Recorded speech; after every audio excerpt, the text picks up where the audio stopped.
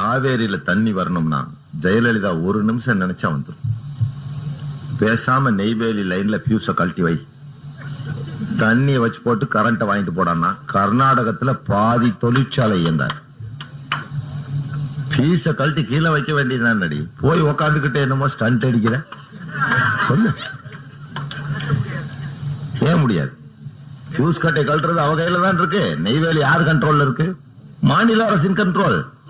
கட்டை அவுத்து வைக்கல, கர்நாடகம் இருட்டடிக்கிட்டோம். அப்ப அங்க அவனுக்கு உதவுழுகும். அந்த மக்கள் எத்தனை நாளைக்கு உடனடியாக அவன் மின்சாரம் ஏற்பாடு பண்ணிடுவானா?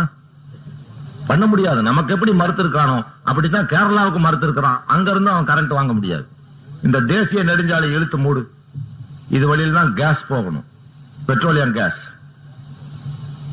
இது வழியில தான் பெட்ரோலியம் பை ப்ராடக்ட்ஸ் போகணும். அங்க இருக்கிற காய்கறி வெளியேறாது. வெளி மார்க்கெட்டுக்கு வந்தா தான் பெங்களூரினோட காய்கறிகள். எத்தனை நாளைக்கு விவசாயம் வச்சுக்குவேன்?